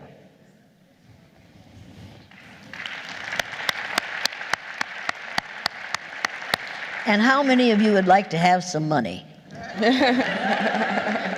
Green is my favorite color. Damn Skippy. We are almost done. I know. She sounds so relieved, doesn't she? She's going to get out of this pretty soon now. We're going to take a few minutes. I want to face locally now. We've talked sort of the macro level. You're in Ann Arbor, which has been described as a liberal bubble. You're at the University of Michigan. That's that bullshit right there. Which has also been described as a liberal bubble. Ann Arbor votes blue. How do the folks in this audience have this conversation because we're talking about the Women of Color Task Force and its members and its allies? How do they go back into their workplace and have the conversations and share the information that they heard here? How do you talk to them about what their next steps are? People always say to me, well, you brought us lots of problems, but you didn't bring us any solutions.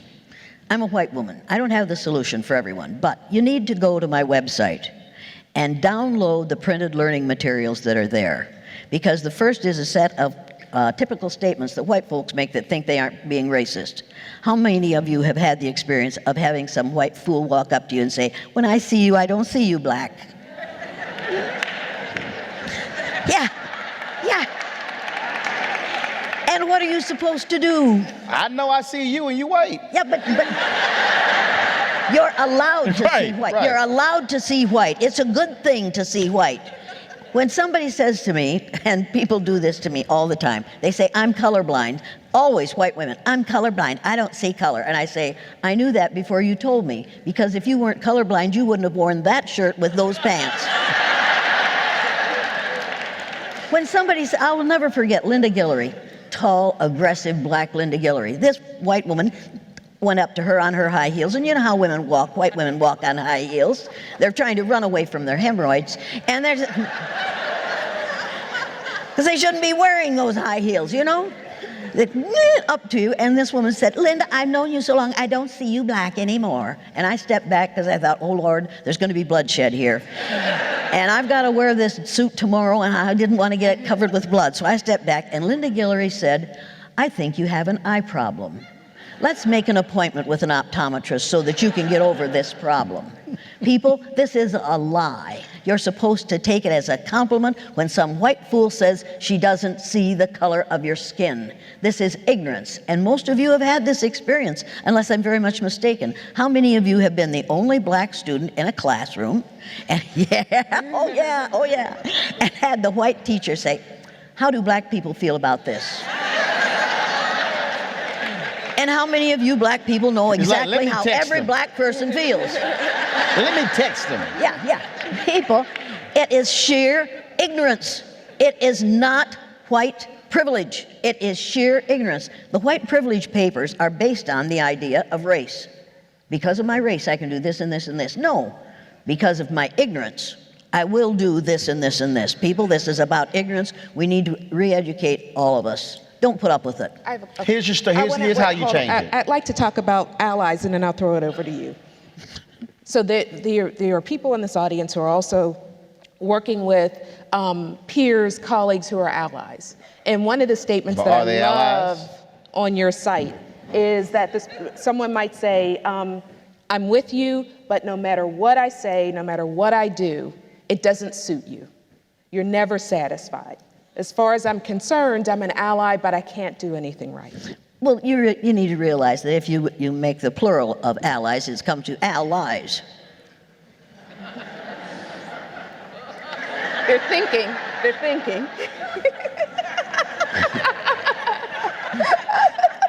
We will call ourselves allies, but we don't want you to come to our house or to go to church with us. And we don't want you to think that your son might be good enough to walk with our daughters. Except in his case, and he sure as hell isn't good enough, but it has nothing to do with the color of his skin. I'm already taken. Yeah, I know you are. People, if you want to call yourself an ally, if you're a white person and you want to call yourself an ally, first you have to learn about what it is you're doing.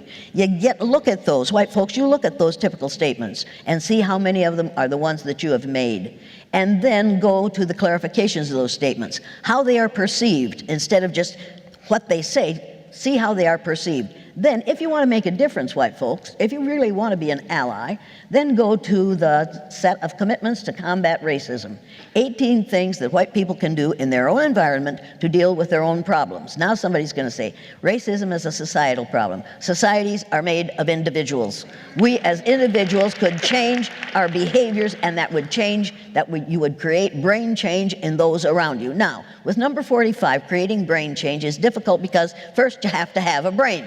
I'm not sure about this person, but he needs a brain change. We all need a brain change to realize that we have been lied to, and if you want to talk about black history, you have to talk about 4,000 years before the birth of Christ. Minimum for a women. Don't say amen, say a women. You have to talk about the real black history, which is the history of civilization. And the history of the United States of America is not the history of civilization, people. There was something long before this, and there will be something long after this, okay? One of my favorite movies is Malcolm X. And I love that scene when they're at the police station and Brother Johnson has been beaten by the cops, and then they demand that for them to call the ambulance. So the ambulance comes, and they're wheeling Brother Johnson out of the hole into the ambulance. And then the white cop comes up to Malcolm X and he goes, okay, you've got what you wanted. He said, now you can leave. And Malcolm X says, no, I'm not satisfied. On to the hospital. I love that I'm not satisfied. In 1967, Dr. King wrote his book, Chaos or Community, Where Do We Go From Here? And in that book, he said it did not cost America much for us to be able to sit at a lunch counter. Didn't cost America a lot for us to be able to swim in a swimming pool. Didn't cost America a lot for us to be able to go into a park or to a hotel. He said, the real question is, will America now write that check where it's going to cost them something? He said, and that's going to be a big check, to Jane's point earlier when she said righting the wrongs, seeking justice. But this is what Dr. King said, and there's no person in this room who should not have a copy of that book, because also that was his worst selling book for a reason. He said in that very book, even our white allies will not be with us. He said, because they will say, y'all have gotten enough. That's it. I go back to Reconstruction. The reason Reconstruction ended, because when they got to the 6th and the 7th year, white Americans said, okay, we about done with this. I mean, we've done enough. Folks, slavery, Emancipation Proclamation, 1863, correct? First folks, 1619. Subtract 1863 from 1619. What does that give you? What, 244? So 6 or 7 years of change. All right, that's enough. But 244 years of actual slavery.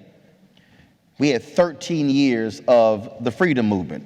Emmett Till killed August 28, 1955, Sparks Montgomery, December 1st, 1955, 381 days. That goes through, and I use the mark of Dr. King's death in the Poor People's Campaign, which took place later that year. So let's say 13 years. Same thing. So you go from 1877 all the way up through 1968, and then people say, all right, 13 years, that's about enough.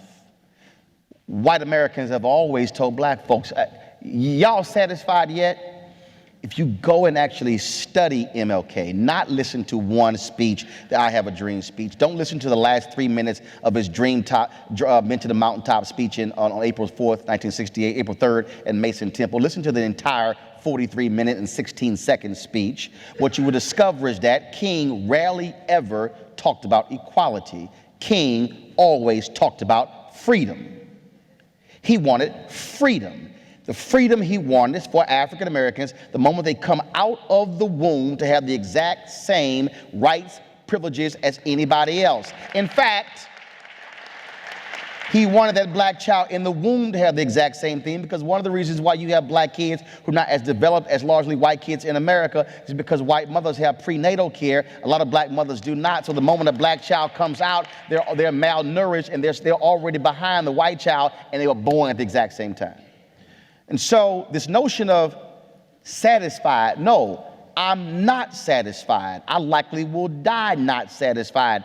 I will not be satisfied until I get to do the exact same thing white people do and not get shot. That's freedom. So we can't say, well, but when are you going to be happy? When we are fully free, where we don't need a law. See, y'all gotta understand, white folks have not had to have a law passed to allow them to do something. That's a law. That's equality. Freedom means you get it the moment you're born. So how do you change it? You cannot change this until you change who you're talking to. This is a voluntary environment, meaning this event. You chose to come here. Even though you applied to the university, you had no control over who else applied. So you said liberal and Arbor. No, that's bullshit. And the reason I'm saying that, because some of the most wonderful, nice bigots I've met have been liberals. And so you have to say, one, who do I eat with? I might be at University of Michigan, and I know some people, but who do I ask to go to lunch with? Who do I invite to my house for dinner? What conversations do we have? Who are the authors on my bookshelf? The books that Jane mentioned, are any of those books on my bookshelf? The books that I mentioned, are any of those books on my bookshelf? Where do I vacation? Who do I talk to? All of that impacts it. If you're living in your white liberal world and you say, I got a couple of black friends who occasionally pop in, then that means that the conversations that you're having are limited conversations, and you are actually reinforcing your individual narratives in your conversations. That's where you start. That doesn't require a university mandate. It doesn't require that. That requires you actually saying, you know what, we're gonna add some color to this. Because we're gonna have some different conversations. Reverend Jim Wallace does this. When he goes to somebody's houses, he looks at their DVD collections, their book collections, their artwork, the pictures on their walls, and he says, who do you dine with? And that's what, now the same thing happens if you black. And a black student at Texas A&M came to me and she said, you know, I was hear you talk about Texas A&M and you loved it. I said, yes, I did. I said, I had a great time there. And she says, but, you know, we got these white students, they won't even speak. I said, well, do you speak? She's like, what do you mean? I was like, just howdy come out your mouth.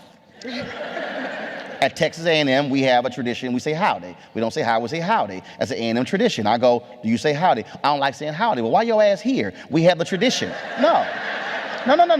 Follow me here. She's a black student coming to Texas A&M, and she's like, I don't like the traditions, but that's all we have, the universal traditions. We have tons of traditions. So you're mad about the traditions, which is the Aggie thing, whether you're black or not. I said, okay, so when you're at lunch, I'm curious, you ever just sat down with some white people?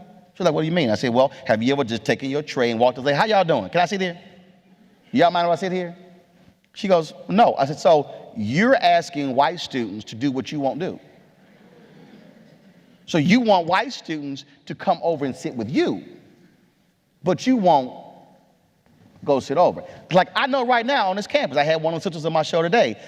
So you got some black students who want a safe space for black folks to be able to organize when it comes to social justice, okay? I get that, but see, I'm different. I'm gonna go organize in the middle of a group of white people because I want them to overhear our conversation.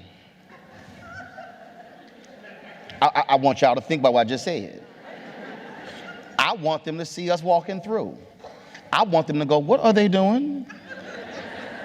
Because if I am in a place where it's just black people, then I am reinforcing a conversation and a narrative. No, I want to make some white people in Liberal and Arbor uncomfortable with my presence because, see, my presence may also cause them to begin to say, did y'all hear what they were just talking about? And what invariably happens is somebody goes, well, can I learn more? Can I hear more? See, that's just one. Reach one, teach one. That's where we're scared. We are looking for safe spaces when what we need are unsafe spaces. We need folks who are willing to get out of their comfort zones, to talk to people, to challenge people. And it might require you say, y'all mind if I sit here? And invariably, and a conversation may start. And the last thing here, because this is how it works. As a student, sophomore, we were playing pool, it's 2 o'clock in the morning. I don't know how the conversation started. So some white guy began to talk to me and my brother. I don't know where he was from, and here's what ended up happening. He told us a story, and I don't know how he broke down, I don't know how it came up, but he said when he was a kid, they were playing football, and some black kid got mad and took the ball and went home. And he said, I have not liked black people since. Because they got too many balls. Y'all didn't hear that one. He didn't hear that one. And I said, now, I didn't act a fool, getting mad. You know, I was like, what the hell this fool saying? I said, bro, let me help you out. So, you have not been liking black people all these years because a black kid took your ball and went home, right? He says, yes. I said, you do know in a neighborhood right now, it's a group of black kids playing, and a black kid got pissed off and took a black kid's ball and went home. I don't think the group of black people no longer like black people because that black kid took their ball. I said, I'm telling you the story because that's what little kids do. They take damn balls and go home. I said, so I need you to understand that. And we began to have a dialogue.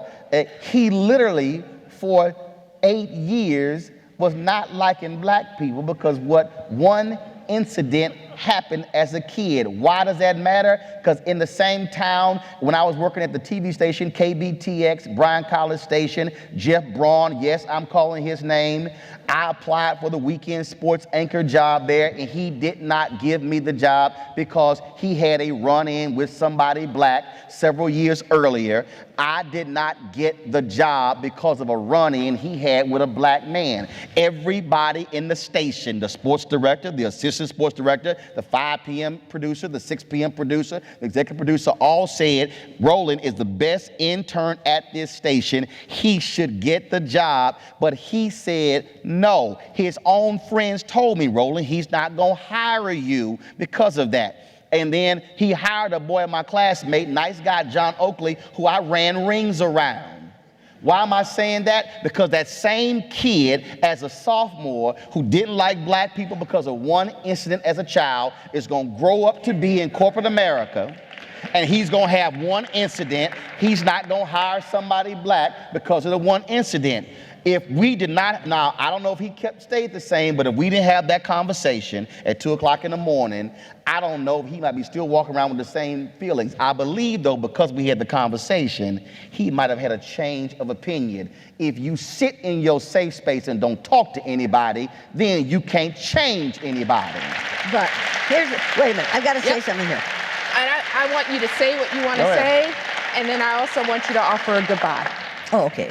You need to realize that when he talked about what somebody did as a kid, number 45 spends all his time in his child ego state. Boom. You have 3 ego states: child, parent, and adult. He spends his time in his child ego state. Daddy treat. Until we get him out of his child ego state and out of his parent ego state, in which he says, "You're fired," we will not have an adult in the White House. You need to realize that. We have a man who was a case of arrested development. When they kicked him out of military academy, he hadn't had the full course. So he is still in that ridiculous situation of being in the beginning of the training.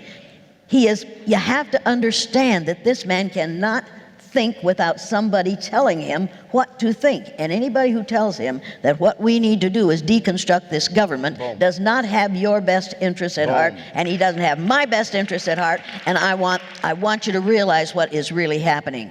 It isn't because he's 70, but I watched the head of the Department of Commerce this morning, and let me tell you, I know we old people know a lot, but when you can't walk across the room without problems, you ought not to be the head of a major department of the government. You got it?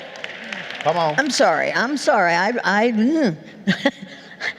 an ageist, but neither am I a fool. What do you want? What else do you want? Other than for me to shut up. I want you to tell them thank you and goodbye, and then I'm going to bring Catherine up because she has something special. Oh, okay. Thank you and goodbye. Thank you. Thank you. Thank you. There you go, Jane. Thank you all.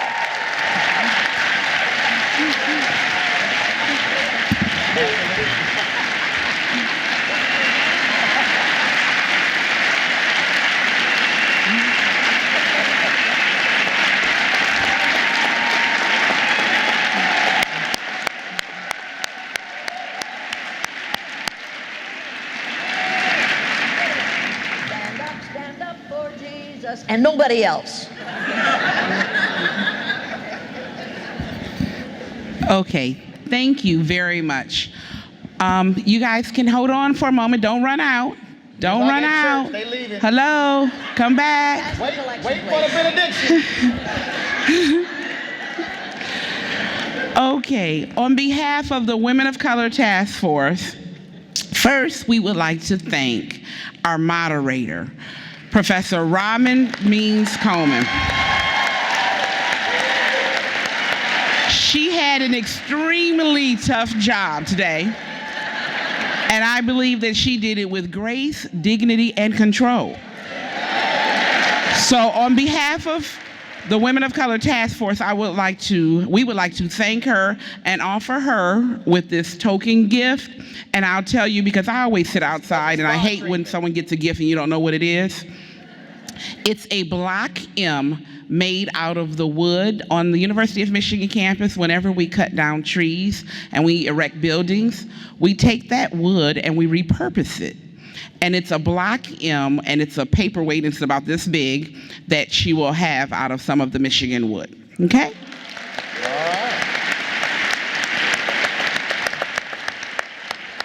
Then, on behalf of Martin Luther King Jr., the Cesar Chavez Rosa Parks Visiting Professorship, we offer this certificate that certifies that Jane Elliott served as a King Chavez Parks Visiting Professor at the University of Michigan and is hereby granted all the rights, honors, and privileges thereunto appertaining. in witness whereof the seals of the state of Michigan and the University of Michigan and the signatures of the university officers thereof are hereunto affixed. And it's signed by our president, Mark Shishel, and our vice provost and chief diversity officer, I cannot read the signature, Robert Sellers. It's a beautiful signature. I know.